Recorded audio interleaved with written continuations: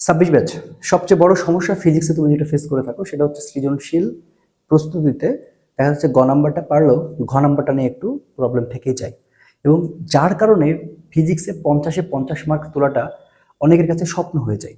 তো 50-এর মধ্যে 50 মার্ক আমরা কিভাবে তুলতে পারি, তার জন্য কিছু কৌশল আছে কিনা বা এটা আমরা আসলে ফলো করতে পারি কিনা। আমি তোমাকে বলতে চাই 26 ব্যাচ তোমরা ফিজিক্সে এই কার্যকরী টিপসগুলো ফলো করতে পারো এবং এইভাবে প্রিপারেশন নিতে পারো। আশা করছি তুমি অনেক ভালো করবা। দেখো আমি এখানে আগে তোমাকে একটু বলে নিই, দেখো আমাদের সিকিউতে যে 50 মার্ক রয়েছে এইটার একটা ছোট প্ল্যান আগে করে নিই। করি যে দেখো এখানে 5টা প্রশ্ন আমাদের অ্যান্সার করতে হয়, রাইট? তাহলে 5 × 10 হচ্ছে 50 মার্ক, তাই না? আচ্ছা, আমরা যারা একেবারে ইঞ্জিনিয়ারিং প্রিপারেশন নিতে চাই বা আমাদের আসলে যাতে টার্গেট বুয়েট, যাতে টার্গেট রুয়েট চুয়েট, এই ক্ষেত্রে আসলে পিসিএমবির যে ব্যাপারটা রয়েছে, অর্থাৎ আমরা পিসিএমবি কেন বলতেছি, আসলে আমাদের বইটা যদি টার্গেট হয়ে থাকে সবগুলো এ প্লাস পেয়ে যেতে হয়। তো তারপরে আসলে সেখানে বায়োলজিটা খুব একটা ডিপেন্ড করে না, আসলে পিসিএম বলা যেতে পারে। তো দেখা যাচ্ছে এগুলোর মধ্যে ফিজিক্স অন্যতম।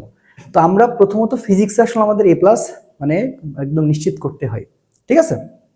তো আমি ধরলাম 5-10-এ 50 মার্কের মধ্যে তুমি যদি আলহামদুলিল্লাহ খুব ভালো করে প্রিপারেশন নিয়ে নাও এবং তুমি অধ্যায়টা যদি সিলেক্ট করতে পারো তো 50 মার্ক তুমি পেয়ে যাচ্ছ ইনশাল্লাহ। কিন্তু এখানে কিন্তু আছে। তো আমরা যদি এখানে একটা ছোট্ট হিসাব করি যে আসলে আমাদের বেসিক্যালি আমরা যদি 50 না পাই তাহলে আমাদের সেফ থাকার জন্য কত মার্ক তোলা উচিত সিকিউতে? অবশ্যই সেটা 40+। তো 40+ তোলার জন্য কিন্তু দেখো আমাদের খুব একটা পরিশ্রম করা লাগবে না। তো আমাদের কাছে দেখো আমি যদি প্ল্যান এ চিন্তা করি, যে প্ল্যান এ যদি চিন্তা করি, প্ল্যান এটা যদি আমি চিন্তা করি এইভাবে যে 3-10-এ আমি 30 মার্ক, অর্থাৎ 3টা চ্যাপ্টার আমি তোমারে বলতেছি, তুমি এমন 3টা চ্যাপ্টার তোমার পড়তে হবে, সেই 3টা চ্যাপ্টার থেকে তুমি কোশ্চেন পেয়ে যাচ্ছ। তো সেই ক্ষেত্রে তুমি অবশ্যই ভেক্টর এই চ্যাপ্টারটা তোমার শেষ করা লাগবে। অলরেডি দেখো আমি ওয়ান শট ভেক্টর দিয়ে ফেলেছি। এরপরে গতিবিদ্যা, গতিবিদ্যা তোমার কিন্তু যেভাবেই কোশ্চেন করুক তোমার কিন্তু এখানে একটা প্রশ্ন পারাই লাগবে এবং একটা প্রশ্ন আসবে। এবং তরঙ্গ, ঠিক আছে, এবং তরঙ্গ, এই 3টা চ্যাপ্টার যদি তুমি টার্গেট করো তুমি এখানে এখানে 10 মার্ক, এখানে 10 মার্ক এবং এখানে 10 মার্ক, শিওর তুমি 30 মার্ক পাবা। তার মধ্যে আমি আমার চ্যানেলে অলরেডি 2টা ওয়ান শট পাবলিশ করে দিচ্ছি, একটা হচ্ছে ভেক্টর এবং আরেকটা হচ্ছে গতিবিদ্যা। তরঙ্গ কামিং সোল, ঠিক আছে, তরঙ্গটা আসতেছে ইনশাল্লাহ।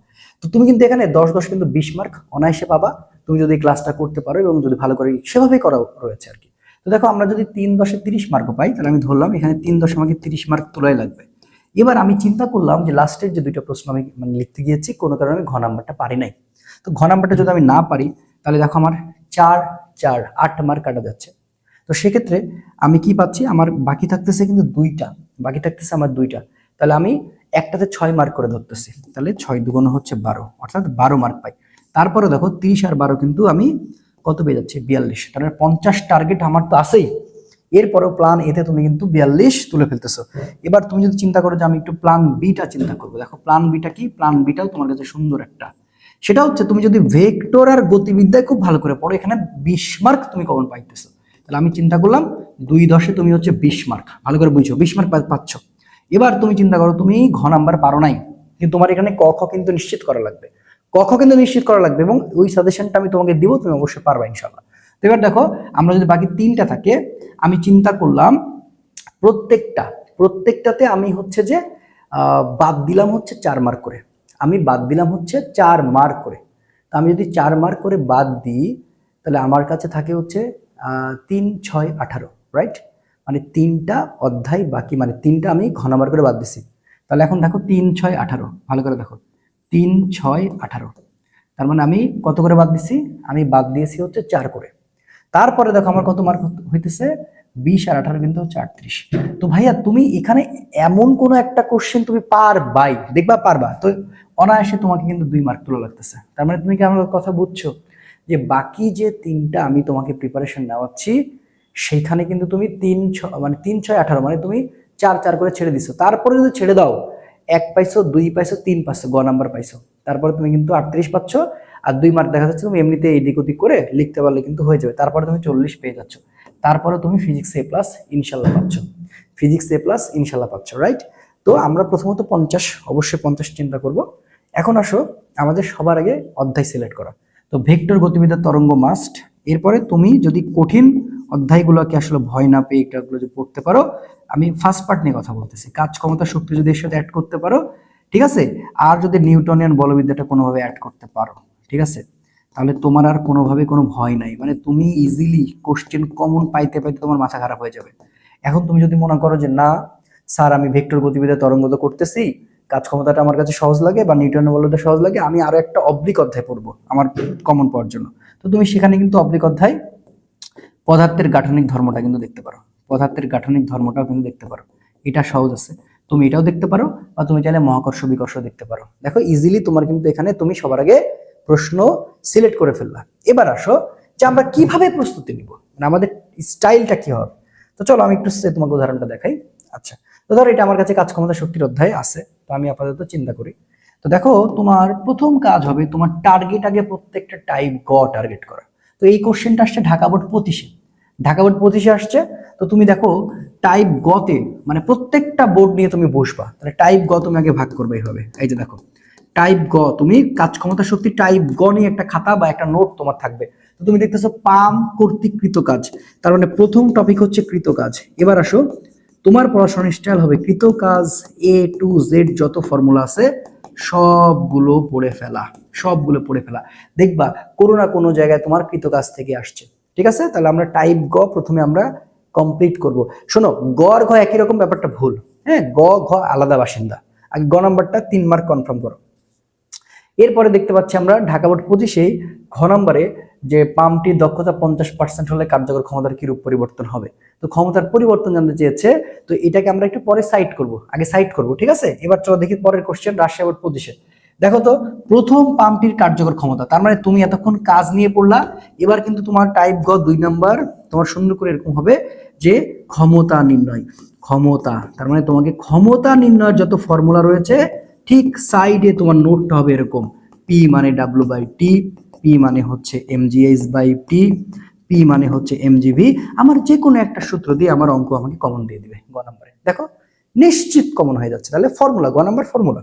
ওকে, আমি যদি আবার একটা নোট সাজাই, তো দেখা যাচ্ছে আমি চলে গেলাম পরবর্তী যশোর বোর্ড 25। যশোর বোর্ড 25-এ দেখতেছি এ বিন্দুতে ববের বিভব শক্তি, তার মানে এই টপিকের নাম হচ্ছে সরল দোলকের ঠিক আছে ববের স্মরণের জন্য, ববের স্মরণের জন্য কৃত কাজ, ববের স্মরণের জন্য কৃত কাজ। এই অধ্যায়ের ওয়ান শটটাও রেডি হচ্ছে, আমি পাবলিক করে দিব ইনশাআল্লাহ। তাহলে সরল দোলকের ববের স্মরণের জন্য কৃত কাজ। তাহলে তুমি দেখো 3টা টপিক পাইছো, 3টা বোর্ডে 3টা টপিক মানে টপিক পাইছো। তারপরে চলে যাও পরের চট্টগ্রাম বোর্ড, দ্বিতীয় ক্ষেত্রে বলটি কত ভরবেগ ভূমিতে আঘাত করবে। ঠিক আছে, তাহলে এখানে দেখো কত ভরবেগে, তাহলে এখান থেকে ভরবেগ, তাহলে ভরবেগ এর সাথে কিন্তু গতিশক্তি আছে, তাহলে ভরবেগ ও গতিশক্তির টপিকটা তোমার কাছে সবচেয়ে মোস্ট ইম্পর্টেন্ট।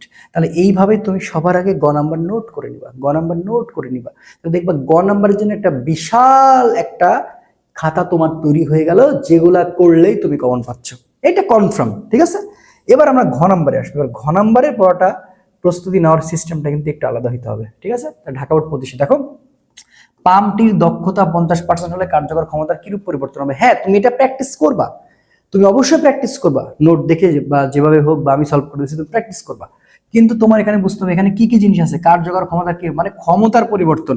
তার মানে তুমি এখন টাইপ ঘতে প্রথম টপিক হবে ক্ষমতার পরিবর্তন রিলেটেড কোথায় কোথায় সিমিলার আছে। এতে করে তোমার যদি কিছু কলেজের কোশ্চেন দেখতে হবে তাহলে ক্ষমতার পরিবর্তন স্বরূপ, ক্ষমতার পরিবর্তন স্বরূপ। তাহলে এখানে আমরা 1 নাম্বার নোট পেলাম ক্ষমতার পরিবর্তন স্বরূপ, এবং ক্ষমতার পরিবর্তনটা কেমন হইতে পারে।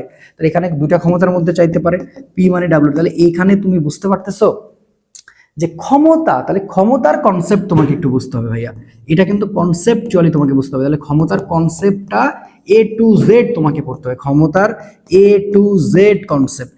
ঠিক আছে, তারপরে তুমি ক্ষমতার এ টু জেড কনসেপ্ট পড়ে কোশ্চেনটা সলভ করো, তাহলে অটোমেটিক তোমার মধ্যে আস্তে আস্তে আস্তে আস্তে সঞ্চার হয়ে যাবে তোমার মধ্যে মনে করো গতিশক্তি। ঠিক আছে, মানে অঙ্ক পারার গতিশক্তি তোমার মধ্যে চলে আসবে।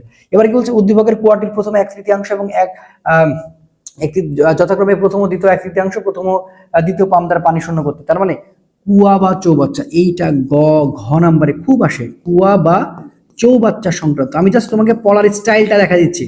তাহলে কুয়া বা চৌবাচ্চা সংক্রান্ত কনসেপ্ট এ টু জেড আগে তোমাকে জানা লাগবে ভাই, কনসেপ্ট। কারণ ঘ নাম্বার পাঠতে গেলে তোমাকে কনসেপ্ট আগে বুঝে বুঝে পড়া লাগবে। তাহলে গ নাম্বার ফর্মুলা যখন তুমি শেষ করে ফেললা, ঘ নাম্বার এইভাবে করতে করতে প্রত্যেকটা যখন দেখবা তুমি সুন্দর করে একটা কনসেপ্ট পেয়ে যাচ্ছ, এবং তুমি অদ্ভুত ভাবে মিল খেয়াল করবা সেখানে কয়েকটা টপিক তোমার জন্য উকি দিবে, একটা কুয়ার বা চৌবাচ্চা রিলেটেড ঘ নাম্বারের কথা বলতেছে। তারপরে আরেকটা কনসেপ্ট উকি দিবে কি, আরেকটা কনসেপ্ট উকি দিবে হচ্ছে দেখা যাচ্ছে যে তোমার হচ্ছে যে ক্ষমতা সংক্রান্ত, আরেকটা কনসেপ্ট উকি দিবে তোমার হচ্ছে কর্মদক্ষতা সংক্রান্ত। তখন তুমি একেবারে ফাইনালিজম করতে পারবা যে আসলে কয়টা কনসেপ্টুয়ালি তোমার ব্যাখ্যা জানা দরকার। এইভাবে যদি পড়াশোনা করতে পারো না, তুমি কিন্তু সৃজনশীল নিয়ে আর ভয় পাবা না। তোমার দেখো নতুন করে এত কিছু করার দরকার নাই। তুমি দেখবে যে কোন কোন টপিকগুলো থেকে সবচেয়ে বেশি প্রশ্ন আসছে, সেই কনসেপ্টগুলো ভেতরে আত্মস্থ করা, আত্মস্থ করে একটু পড়াশোনা করা, তাহলে দেখবা 50 মার্ক ইনশাল্লাহ হয়ে যাবে। 50 মার্ক না হলেও তুমি দেখা যাচ্ছে 42+ মার্ক ইনশাল্লাহ ক্যারি করে ফেলতে পারবা।